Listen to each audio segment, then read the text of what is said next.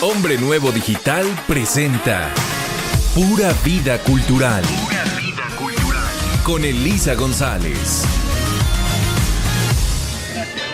Este es muy amable y es usted pura vida. ¿Qué tal, queridos amigos? Bienvenidos a este nuevo espacio Pura Vida Cultural. Aquí estaremos viviendo la pura vida, entonándonos al son de Antonio Espino y Mora Clavillazo, quien en 1955 acuñó esta frase en la película homónima Pura Vida. Él nació en Teciutlán, Puebla, y como les mencioné, en la película Pura Vida, dirigida por Gilberto Martínez Solares, utilizó esta frase constantemente con ese tono de voz tan característico. El Soy Pura Vida se volvió entonces un emblema no solo de México, sino también de Latinoamérica. Y entonces aquí estamos, queridos amigos, como les mencioné, trabajando con mucho entusiasmo para ustedes, y ya conocemos lo que es el origen de Pura Vida. Ahora bien, ¿por qué nos llamamos Pura Vida Cultural?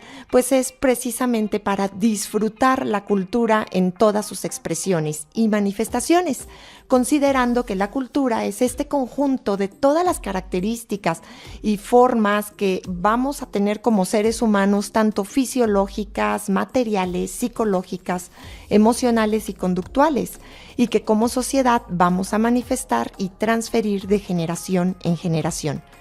¿Qué vamos a entender por cultura?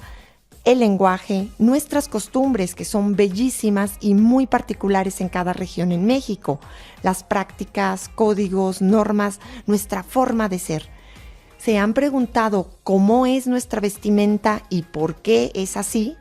¿Qué ocurre con nuestra religión, con nuestros rituales, nuestros comportamientos e incluso nuestro sistema de creencias?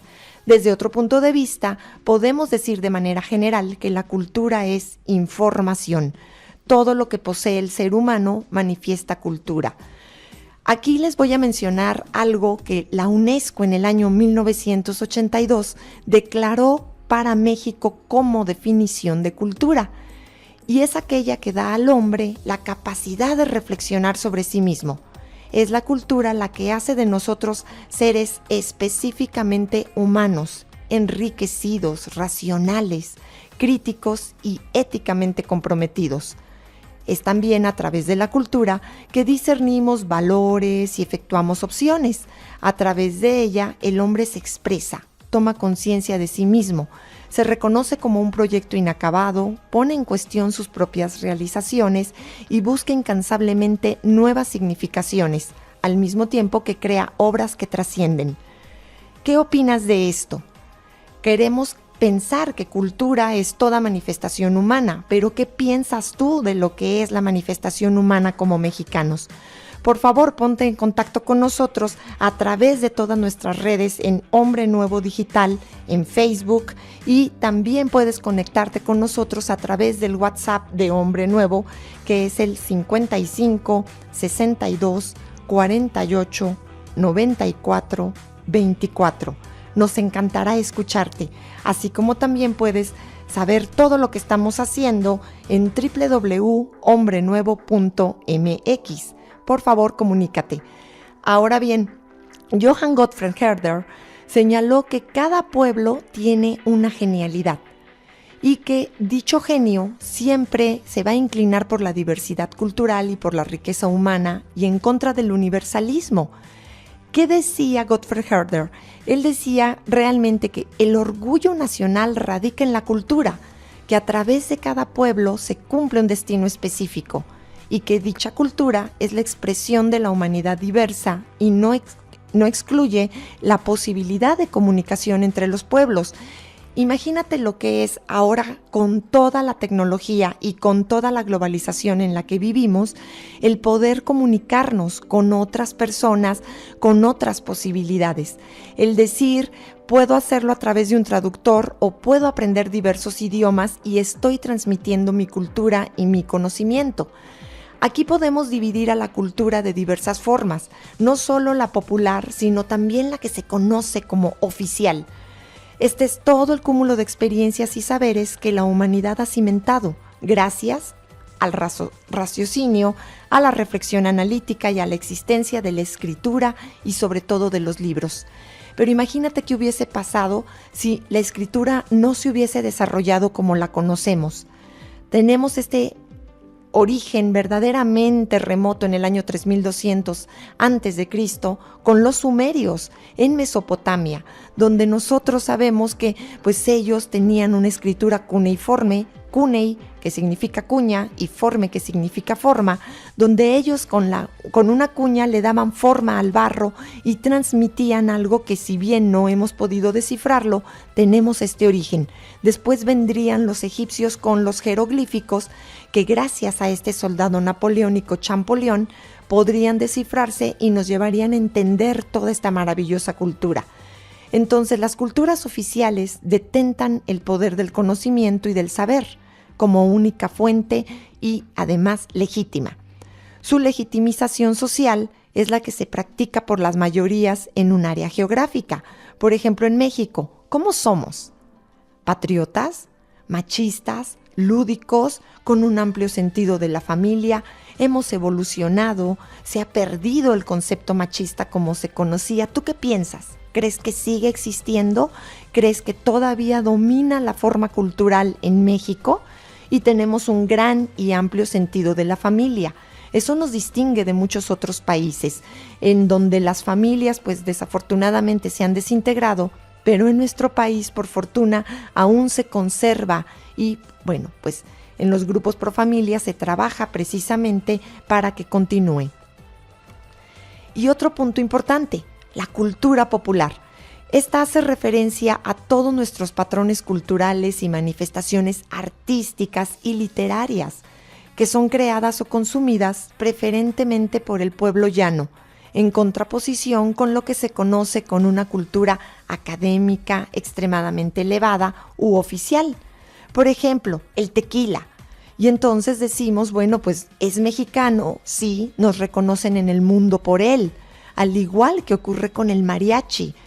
¿Sabías que en Japón hay un grupo de mariachi y que cantan en español y que siempre le hacen honor a México? Los tacos, ¿no se te antojan? Son deliciosos y además son reconocidos internacionalmente como símbolos de la cultura mexicana. Sabemos que hay otros tacos árabes y algunos tacos de una cadena estadounidense que son más bien como una tortilla tipo tostada, que ellos le llaman shell, y que las personas dicen, bueno, tiene cierta remembranza con un taco mexicano, pero definitivamente ningunos como los nuestros. Y es que el mexicano es alegre, ¿o no eres así? Somos amantes de la fiesta por naturaleza. Vivimos en el país donde mi casa es tu casa, donde siempre somos bienvenidos. Y como buenos latinoamericanos sentimos gran pasión por la música y por el baile, por la comida, por la bebida como superiores, y generalmente lo vamos a entender de una manera tanto elitista como excluyente en ciertas bebidas, pero en algunas otras nos componen y nos conforman, así como nos alegran a todos. ¿Has oído hablar de la contracultura? Estos son los valores, tendencias y formas sociales que chocan con los establecidos dentro de una sociedad. Sin embargo, ¿por qué es importante hablar de contracultura? Piensa en la historia de la humanidad. Cuando va surgiendo el hombre, se manifiesta de cierta forma que después es inaceptable. Y entonces empieza a comportarse contraculturalmente. Y después vienen otras normas. Simplemente lo que se permitía con los griegos no se permite con los romanos, por ejemplo. Y después, en el medioevo, se permiten otras cosas que no estaban permitidas ni entre los griegos ni entre los romanos. Y luego viene el Renacimiento y se vuelve a los griegos y a los romanos. Y entonces, así es como la cultura se va desarrollando como si fuera de forma contraria. Así pues, esta contracultura es la realización más o menos plena de las aspiraciones y sueños de un grupo social marginal y que va imponiendo este comportamiento como una cultura predominante con el paso del tiempo. Entonces, al margen de la formación de masas, al margen de lo que conocemos como mercado en la actualidad, la contracultura funciona perfectamente en el mundo. Y tenemos otro término que se llama subcultura. Pero no lo malinterpretemos. ¿Qué es la subcultura? No es algo menor o inferior. Es dentro de una cultura existe un grupo de personas con un conjunto distintivo de comportamientos y creencias, que es lo que los hace diferentes de la cultura de la que forman parte. Piensa en todos nosotros como mexicanos, y para los amigos que nos están escuchando fuera de nuestras fronteras, tienen una visión del mexicano. El mexicano es alegre, dicharachero, solidario. Siempre encontramos la manera de ser felices, inclusive de burlarnos hasta de la muerte. ¿Y qué es lo que ocurre? De repente, al interior de nuestro país no es lo mismo el comportamiento que vamos a encontrar en una comunidad aislada como la chiapaneca, a algo muy distinto como sería la metrópoli o la megalópolis. Entonces, estas son las pequeñas subculturas que implican un sistema de normas y valores de cierta autonomía, y es una subdivisión de la cultura nacional. Pero entonces, esto nos lleva a preguntarnos ¿qué es la vida cultural? Eso te lo digo después del corte. El concepto de vida cultural ha escalado en importancia en las discusiones. ¿Sabías que legalmente estás protegido para vivir una vida cultural? La promoción de los derechos y propiamente el desarrollo de los derechos humanos son los dos componentes centrales de este enfoque cultural del desarrollo. Sí, el desarrollo se entiende como un proceso de ampliación de todas tus capacidades y de las opciones de las personas, las que tenemos para elegir y para actuar.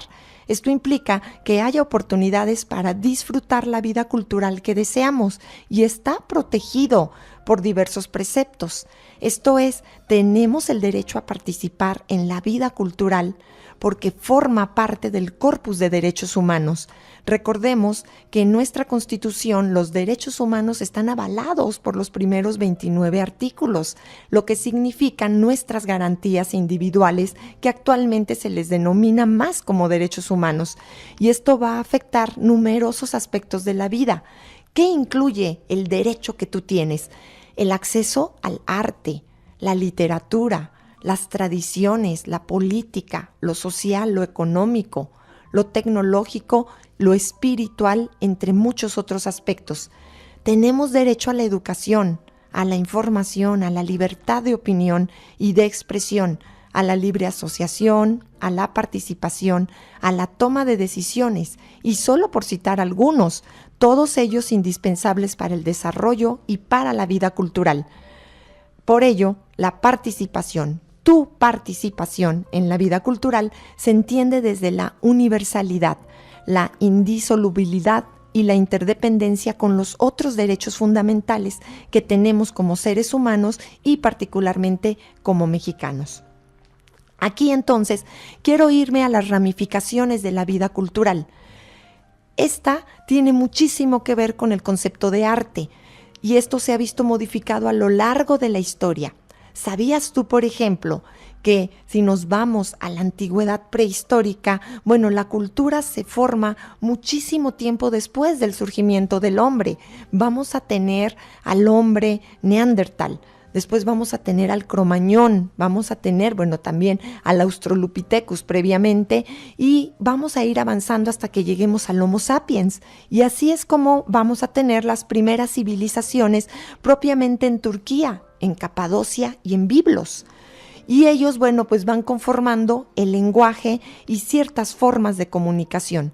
Pero no es sino hasta llegar con los egipcios que vamos a tener ya un concepto de arte mucho más estructurado, más allá de lo que fue la pintura rupestre, de lo que son los utensilios, de la forma en que vamos a encontrar diversas manifestaciones que son más de tipo comunicativo visual que de arte como tal. Y con los egipcios ya vamos a encontrar las artes diferenciadas. Tenemos la escultura, tenemos la pintura y sobre todo la arquitectura. La arquitectura que nos regaló estas fastuosas pirámides, que no son otra cosa más que una mastaba o una tumba. ¿Sabías tú que las 3 tumbas más importantes de Egipto fueron hechas para los emperadores, para los faraones, ¿Qué es esto? Ellos tenían esta imagen de la vida eterna y querían pasar a la posteridad. Y entonces Keops, Kefren y Micerino, que fueron abuelo, padre y nieto, respectivamente, o abuelo, hijo y nieto, ¿qué es lo que ocurre aquí? Nos vamos a encontrar precisamente con una imagen de una muy, muy grande que trataba de tapar al sol y una muy pequeña. Pero esta pequeña pues se debe precisamente a que tuvo menos tiempo Micerino, porque el oráculo le dijo que iba a vivir solamente 6 años y entonces la mandó a hacer muy fastuosa por dentro, cosa que no tienen las dos anteriores. Y entonces aquí se establece este concepto de arte en la cultura egipcia precisamente como una idea de permanencia espiritual. Y de la arquitectura tenemos la escultura y la pintura, sobre todo en las tumbas de los valles de los reyes y las reinas, donde se encontró precisamente la tumba de Tutankamón.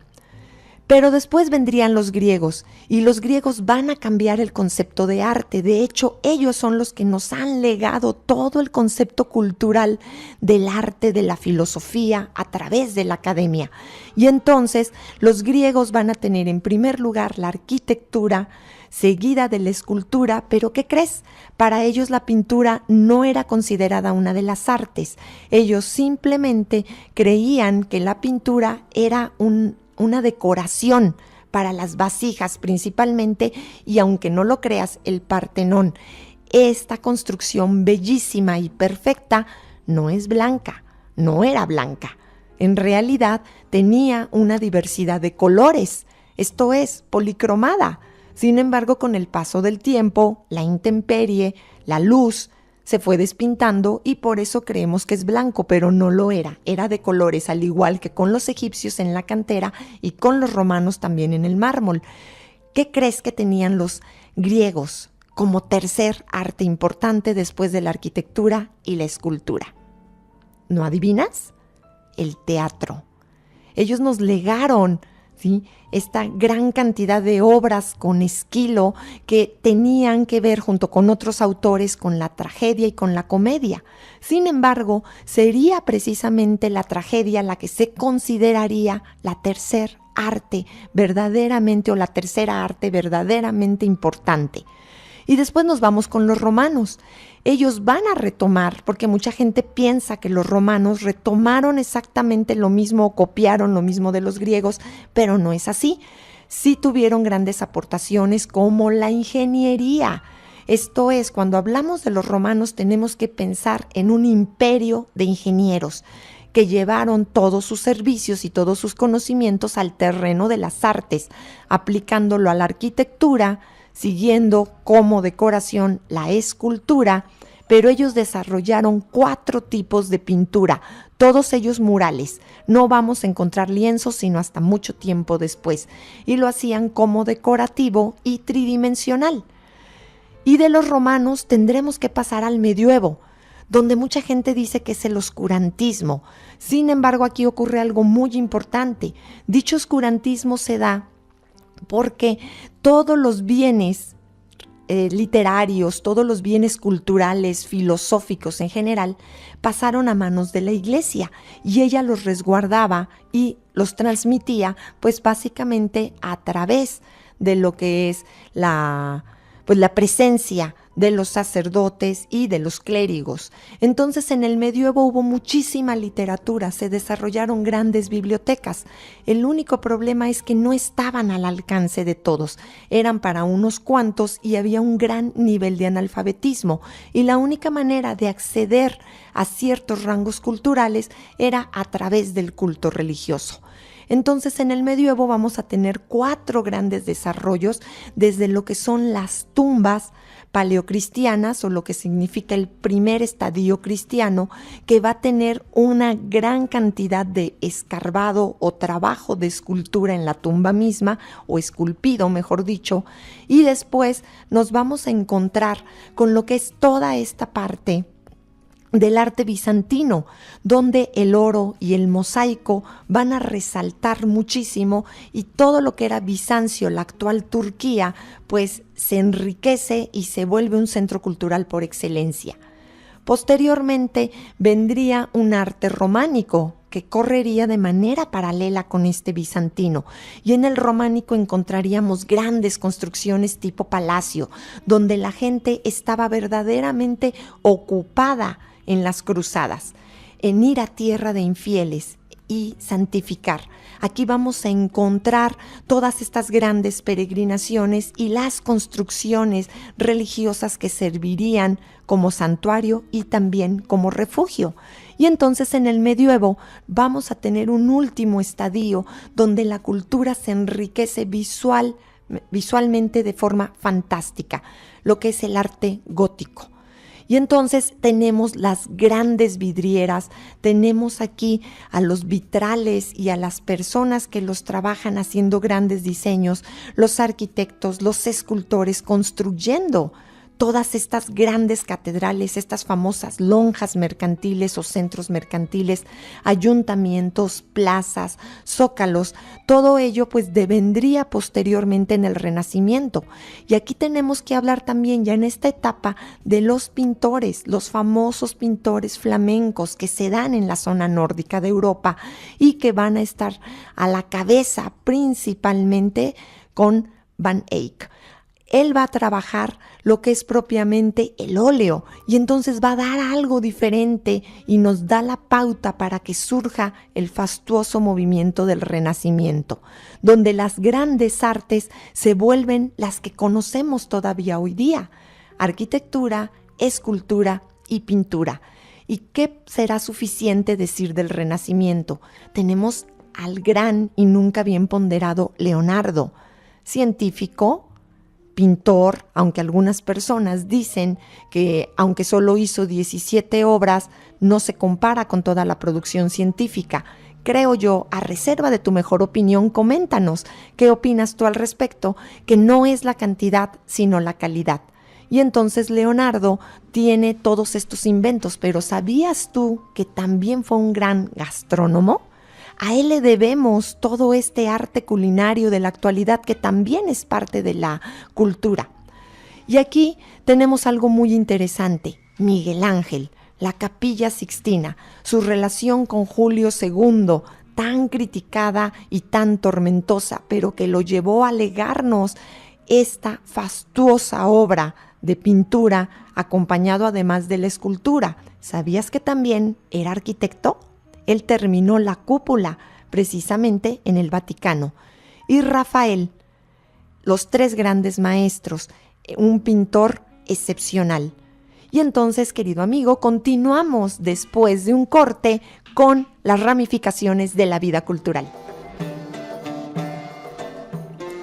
Ya estamos de regreso, queridos amigos, y entonces vamos a continuar. Recordemos que estábamos hablando del Renacimiento, estas ramificaciones de la vida cultural. ¿Te fijas cómo ha ido cambiando? Cómo lo que ocurre en un lugar no es aceptado tiempo después, lo que te decía de la contracultura. Y ahora, después del Renacimiento, hubo un pequeño periodo que le llamamos manierismo. Manierismo, del italiano pintar a la maniera, significaba copiar o tratar de copiar el estilo de los tres grandes maestros mencionados, Leonardo, Miguel Ángel y Rafael. Y este manierismo nos va a dejar a El Greco como el principal representante, y él con sus obras, tanto de tinte religioso como de tinte muy personal, tienen este detalle de que las caras se ven como alargadas, y muchas personas dicen, es que es el estilo del Greco. Pero tenemos un pequeño tip. ¿Sabías que él tenía un problema óptico? Sus bastones no estaban trabajando como debían hacerlo, y entonces él lo veía como normal, pero al pintarlo hacía los rostros alargados. De alguna manera dejó un legado muy importante, sobre todo en el área española. Su nombre era Dominico Theotocopoulos y se le denominaba el Greco. ¿Por qué? Porque nació en Grecia, aunque vivió gran parte de su vida en Toledo, en España. Y de aquí nos vamos al barroco. Aquí ya podrás ubicarlo mucho mejor porque en México es el movimiento que nos llega cuando la conquista. Sin embargo, el barroco en España tiene una gran diferencia con el barroco en México. Tenemos un churrigueresco. Si bien nos viene del gran artista José de Churriguera en España, el legado principal lo vamos a encontrar en nuestro país. Piensa en el Sagrario Metropolitano del Zócalo de la capital, y que tiene todos estos rebuscamientos, la catedral en Zacatecas, los mismos que vamos a encontrar en el arte barroco en la bellísima ciudad de Puebla. Tenemos San Miguel de Allende y una serie de lugares y comunidades llenas de arte barroco, donde nuevamente se deja de lado el concepto homocéntrico, esto es, centrarse en el hombre para centrarse nuevamente en Dios. Pero ¿qué crees? El barroco fue un movimiento contracultural, fue una reforma en contra de la reforma protestante de Martín Lutero. ¿Por qué? Porque Martín Lutero hizo esta reforma en contra de la iglesia y fue la iglesia quien se dio cuenta que tenía que modificar algunas situaciones y entonces empezó a mostrar esta grandiosidad barroca al mundo, a través del oro, a través de las construcciones, a través de los bienes. Y entonces el barroco nos va legando una ramificación de la vida cultural donde la escultura es tan importante como la arquitectura, y aquí se fortalece la presencia fastuosa de la pintura al óleo, el retrato y algo muy interesante que se conoce como obra pía. La obra pía no es otra cosa más que una obra piadosa. Y entonces las personas lo que hacían era donarla a las iglesias, a los templos, para que se tuviera la presencia de los santos, de los ángeles, de la Virgen, de Dios mismo. Y algo que ocurre aquí es precisamente que el barroco nos va a dejar un legado visual impresionante, que no va a tener una ruptura tan drástica con el siguiente movimiento, que es el neoclásico. En el neoclásico se retoma otra vez el Renacimiento. ¿Ves lo que te decía? Contracultura. Y entonces en el neoclásico vamos a tener que el barroco, ya llegando a sus últimos puntos de existencia, se va a transformar en neoclásico y tiene nuevamente una tendencia griega y romana, pero respetando ciertas presencias religiosas ya separadas de lo que es la mitología.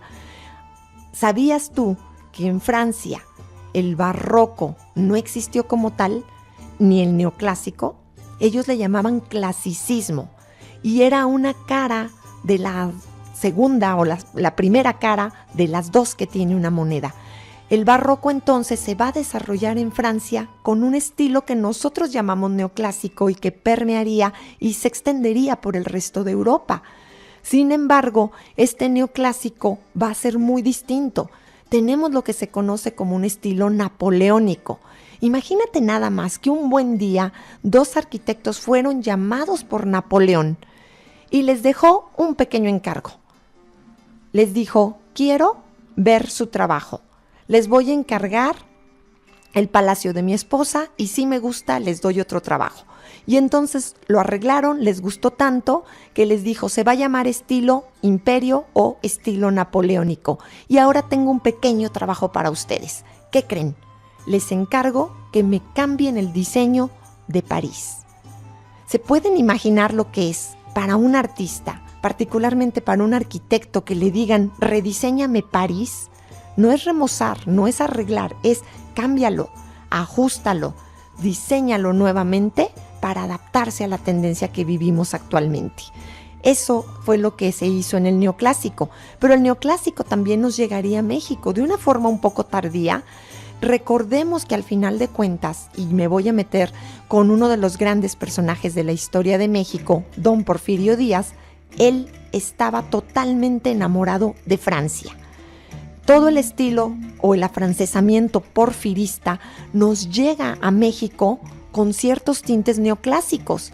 Él va a traer toda esa tendencia, lo que en Europa se conoce propiamente en Francia como la Belle Époque, en México se conoce como ensueño porfiriano. Y esto pues tiene todo este tinte neoclásico que lo vamos a ver reflejado en colonias como la Roma, la Condesa un poco después. Pero ¿qué me dices de la columna y el ángel de la independencia. Toda la columna es de un estilo neoclásico. Y de aquí la cultura pues tiene mucho que ver con la escultura. Las artes ya se están solidificando y nos llevan a otro movimiento que nuevamente es contracultural, el romanticismo. ¿Pero qué crees? No tiene nada de romántico como lo conocemos en la actualidad. El romanticismo no tiene nada que ver con estar enamorado de alguien en particular y cumplir ese sueño de amor y ser felices para siempre. No, por lo contrario, el romanticismo viene del francés romance, que significa novela. Era vivir la vida como en una novela. Y entonces, ¿qué era lo que ocurría? Era trágica, era triste.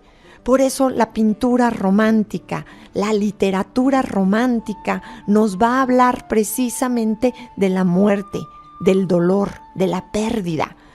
Y entonces tenemos entre los grandes románticos españoles a Gustavo Adolfo Bécquer. Imagínate esta frase de volverán las oscuras golondrinas. Y aquí vamos a tener un romanticismo llevado al extremo en México, donde los románticos tardíos se van a ver representados muy bien por la amada inmóvil de Amado Nervo. Recordemos que él se va a España y tiene pues fama, por decirlo menos, de mujeriego u ojo alegre. ¿Y qué es lo que ocurre? Un buen día conoce a una mujer, la señorita de Aillés, y la invita a salir. Sin embargo, pues ella, sabiendo que él tiene una fama pues de coscolino y coqueto, decide no aceptar, pero tiene que mandar a alguien que le diga que no va a presentarse porque es una dama y no puede hacerle esa grosería, de tal manera que manda a su hermana Ana María, y cuando ella llega le dice a Amado Nervo: discúlpeme señor, mi hermana no va a venir. Y le dice: bueno, está bien, gracias por avisarme, por favor tome usted asiento, acépteme un café. Y ella le dice: se la acepto como cortesía, ¿sí? Pero no se confunda conmigo, yo no soy mujer para una noche. Y él le pregunta abiertamente, con todo este pensamiento liberal que tiene: ¿cómo para cuánto tiempo es usted? Y ella le responde: para toda la vida. ¿Y qué creen? Así fue. Se quedaron juntos hasta la muerte de ella, 11 años después. Y entonces esta es la parte del romanticismo donde él escribe La amada inmóvil y donde tenemos toda una serie de obras de pérdida y de dolor. Y después vendría otro movimiento. Vean cómo ya las ramificaciones de la vida cultural se están ampliando. Ya no solo es la arquitectura, la escultura y la pintura. Ahora tenemos también la literatura, se retoma el teatro desde el neoclásico y esto nos va a llevar a un movimiento denominado realismo, donde la sociedad, con todos estos problemas que venían ya de la revolución industrial, no solo la que se dio en Europa, en Inglaterra propiamente, sino también la que se daría tiempo después en América, en Detroit, con lo que sería el lanzamiento del automóvil, el Ford, ¿sí? El modelo T de Henry Ford. Aquí algo muy interesante es precisamente que los obreros empiezan a juntarse, empiezan a quejarse, empiezan a vivir en una suerte de comunas donde hay enfermedades y donde luchan por sus derechos y se empiezan a asociar en sindicatos. Y entonces vean, aquí surge el periodismo y la literatura con todo este sentido de queja y de disrupción social. Y entonces en el realismo vamos a encontrar pintura que tiene que ver con lo que se denominó en ese entonces las lacras sociales, los pobres, los obreros, enfermos, hasta llegar a una lucha que rompería con todo esto en un nuevo ensueño denominado simbolismo, donde lo que sobresale es la pintura y vamos a tener propiamente la imagen mitológica de regreso. Pero ¿sabías tú que Rodin, además de ser escultor, también pintó? Casi nadie lo sabe. Estas son de las cosas que vamos a ir viendo a lo largo de nuestros siguientes programas. Y de allí del simbolismo vamos a hablar de los grandes movimientos previos a las vanguardias que son el impresionismo y el postimpresionismo. Y en el impresionismo, pues los artistas están hartos de las academias neoclásicas que les decían: tienes que pintar estos temas de esta manera, en este lugar. Si no lo haces, no eres artista. ¿Se pueden imaginar, amigos, lo terrible que debe ser para un artista que le digan lo que tiene que hacer y cómo hacerlo? Y aún más, el momento. Eso debió ser muy difícil y por eso ellos en Francia tomaron sus lienzos y se fueron a los bosques, a las lagunas, a los lagos y a los parques. Y este movimiento se denominó el Barbizon. Y aquí es donde nos vamos a encontrar todas estas escuelas de pinturas al aire libre que después serían llevadas por los postimpresionistas, sobresaliendo Van Gogh. Y de allí vendrían todas las vanguardias, todos estos movimientos como el cubismo, el futurismo, el surrealismo y muchos de los que iremos hablando en nuestros siguientes programas que romperían el esquema. Y entonces viene la pintura, viene la arquitectura, la escultura, entra el cine, la literatura y toda una serie de manifestaciones de las que hablaremos después del corte. Estás escuchando Pura Vida Cultural con Elisa González. Regresamos después de un corte. Hombre Nuevo Digital. Un espacio para la formación humana. Estudios y oficinas en la Ciudad de México. Estamos cerca de ti. Hombre Nuevo Digital. Una estación de Hombre Nuevo México. Todo lo que nos brinda la naturaleza nos hace bien. Y esto se nota. Es por eso que Bimbo nos trae su nueva línea vital, sin conservadores artificiales, hecho con nueces y fruta que nutren tu vida y te acercan a lo natural. Rico y natural es vital. Come bien. Hombre Nuevo Digital. Estamos cerca de ti.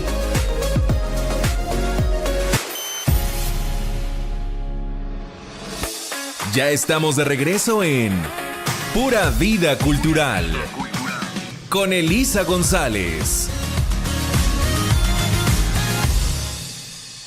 Hola nuevamente, estamos de regreso.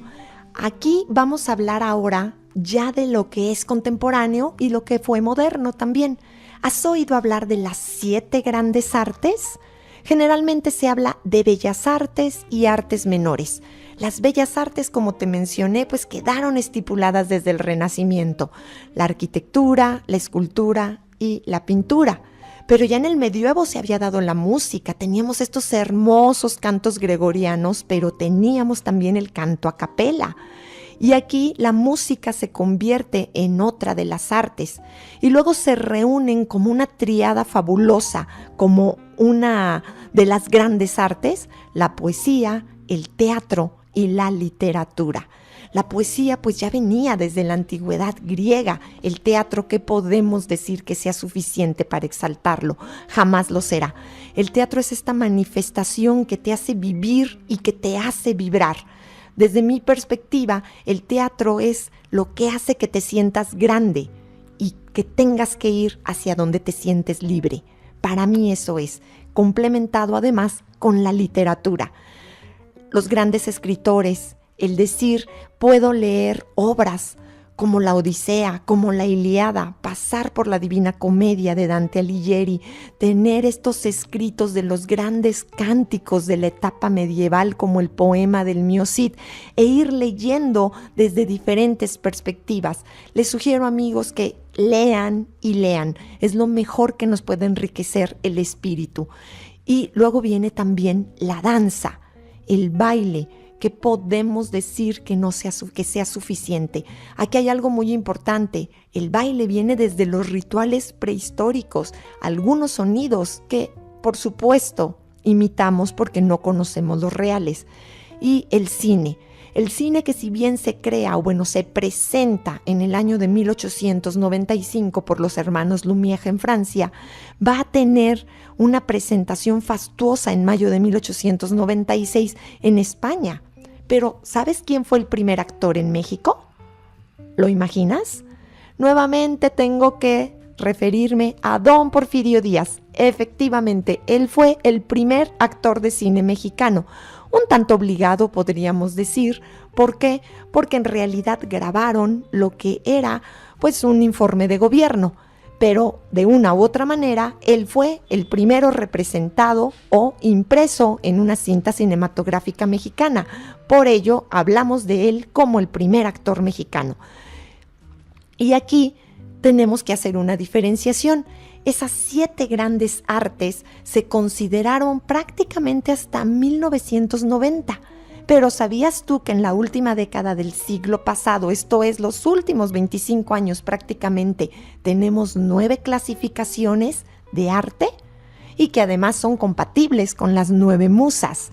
Tenemos a la arquitectura, a la escultura, las artes visuales, donde entra la pintura, además del dibujo, la música, la literatura, ahora se conocen como artes escénicas, al teatro, la danza, la mímica y el circo. Este bello espectáculo circense que nos llena el alma y el espíritu. La cinematografía, nuevamente el 7º arte. ¿Cuáles crees que son las 2 siguientes? ¿Adivinas? La fotografía. Sí, si bien la fotografía dio pauta para la existencia de la cinematografía, tardaría un poco más para ser reconocida como una de las artes. Y las artes gráficas, la historieta, el diseño, es una de las grandes clasificaciones actuales que se conoce como el 9º arte. ¿Sí? Algunos críticos e historiadores están considerando otras, la gastronomía. Yo tengo que entrar ahí. Sí, digo, soy historiadora del arte y también soy chef. Entonces, pues cuando a mí me hablan de arte culinario, pues yo soy la primera en aprobar el término. Pero ¿qué ocurre con la animación? Tanto la tradicional, la que se hace con objetos, con muñecos, con arena inclusive, y la animación digital de hoy día, que nos tiene estos videojuegos y todos estos comerciales y toda una serie de efectos especiales. Estoy pensando en este momento qué sería de muchas de las películas y de los programas actuales si no hubiese animación, si no pudieran aparecer y desaparecer personajes, que hubiese hadas, que hubiese cuentos bellísimos. Todo esto se lo debemos a la animación, y si bien la animación empieza ya muy tarde en el siglo XIX, el siglo XX va a tener una gran representación de la misma. Otros críticos e historiadores además incluyen la moda y nos dicen que la moda es una gran representación artística, y estoy pensando cómo fue que surgió y cómo fue que avanzó poco a poco. ¿Sabes de dónde surgieron las zapatillas? ¿Los tacones?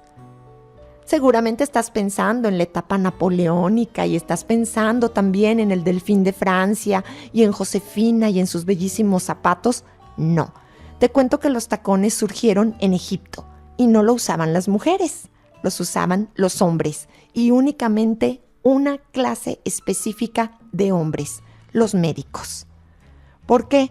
Porque ellos, al momento de hacer los procesos de momificación, pues evidentemente recibían todos los líquidos y fluidos corporales y podían traer enfermedades. Entonces diseñaron unos tacones muy altos con plataformas ahuecados en la zona del empeine para que por allí corrieran los líquidos. Y como también tiraban de la momificación las vísceras al suelo para que fueran devoradas por perros, que era lo que ocurría, pues que evidentemente necesitaban estos tacones. Ya de allí tendríamos que esperar, ¿sí?, precisamente a Francia, para que los tacones fueran utilizados primeramente por los caballeros y acto seguido por las damas. Y aquí vean cómo la moda también va cambiando. Estoy pensando en los diferentes vestidos, en la minifalda, como protesta cuando las jovencitas decidieron que no querían seguir coartadas familiar y socialmente, y entonces subieron sus faldas 15 centímetros. Y todo esto pues se va diseñando, se va creando, pareciera de repente tomado de las esculturas, de las artes visuales, de la misma literatura que nos cuenta cómo es la moda. Pero ¿sabías tú que en la actualidad también algunos críticos e historiadores están considerando a la publicidad para ponerla como un 10º arte? Esto es muy interesante porque la publicidad tiene que ver con la animación, con la moda, con los mensajes que comunicamos visualmente. Hay publicidad muy común que a fuerza de serlo se olvida.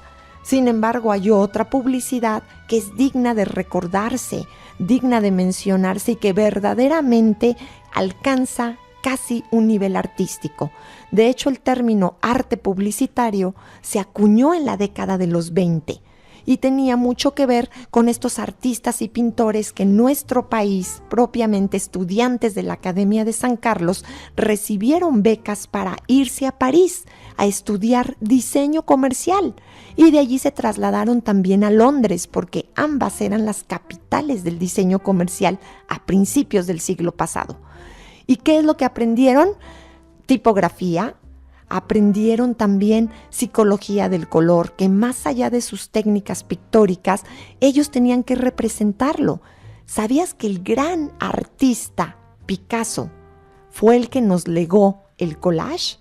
Él empezó a hacer pinturas pegando pedazos de periódico y después lo contratarían para hacer las vitrinas de los almacenes, sí, estos grandes escaparates.